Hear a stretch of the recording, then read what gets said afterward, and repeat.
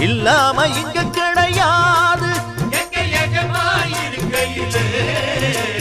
பொல்லாப்பு நம்ம நெருங்காது.